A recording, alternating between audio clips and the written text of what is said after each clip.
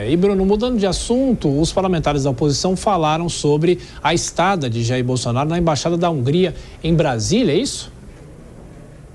Justamente essa hospedagem do ex-presidente, que os seus advogados chegaram a confirmar ontem através de uma nota, com quem eu conversei da oposição, responderam o seguinte, que a vida como um todo do ex-presidente se tornou de muita especulação e que se ele for chamado para uma oitiva, para um depoimento na Polícia Federal, a resposta já é o que nós ouvimos ontem em São Paulo após um evento, que não existe nenhuma ilegalidade. Ele ir a uma embaixada e ficar lá quanto tempo for necessário, 1 ou 2 noites, como aconteceu, e a imagem revela que ele entrou numa segunda-feira e saiu numa quarta-feira. De um outro lado, eles relembram uma informação que é o seguinte, que o ex-presidente entra na embaixada da Hungria horas após ele divulgar um vídeo, ele já fazer um vídeo que era um chamamento para um evento em São Paulo no dia 25 de fevereiro, que iria reunir, e nós assistimos as imagens com seus aliados e os apoiadores também,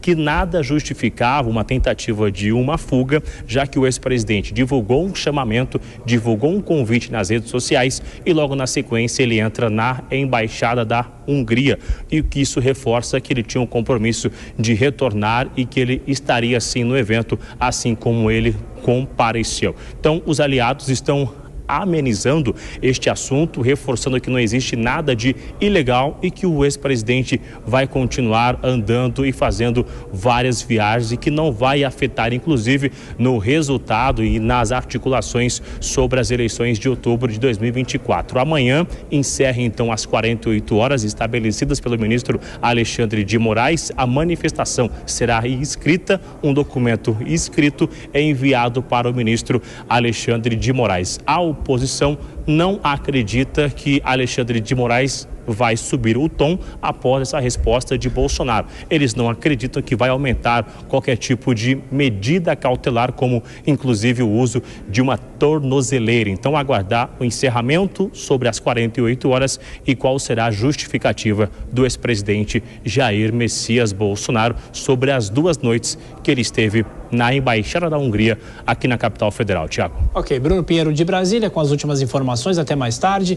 Bom, Dora Kramer, a gente vem acompanhando desde ontem, quando surgiu esse caso, essa informação publicada pelo jornal americano, mas agora essas declarações da oposição, que na verdade são os aliados de Jair Bolsonaro. Politicamente isso pode representar o quê? Significar o quê, Dora?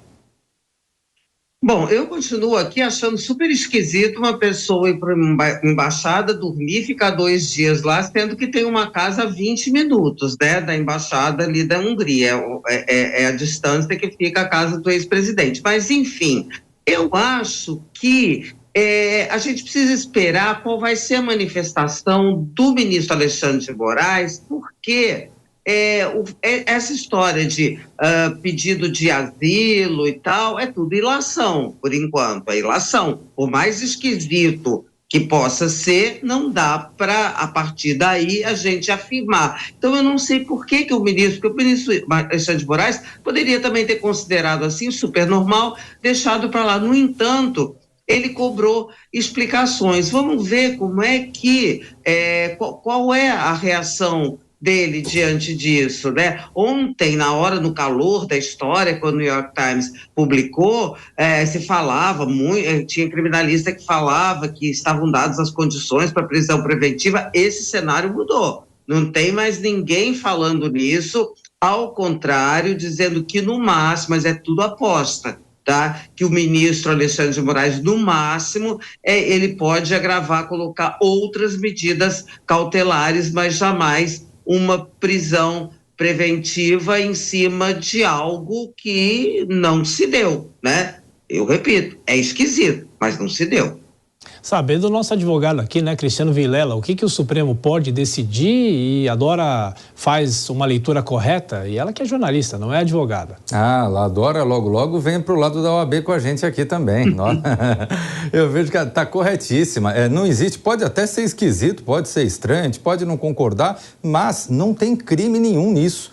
Então eu vejo que a decisão do ministro Alexandre de Moraes, ela foi corretíssima. Diante de um fato ali mal explicado, diante de um fato noticiado, ele foi e pediu esclarecimentos. Esclarecimentos esses que devem ser feitos. Agora, enquanto não houver nenhum elemento que demonstre claramente uma tentativa de fuga ou algo do tipo, não há que se falar em nenhuma outra medida. Eu vejo que ninguém pode ser preso por algo esquisito. Então eu vejo que numa situação dessa é algo que está sendo bastante noticiado, a oposição de alguma forma está fazendo ali um clima quente sobre essa história, mas isso é apenas política. Do ponto de vista jurídico eu não vejo fundamentação nenhuma.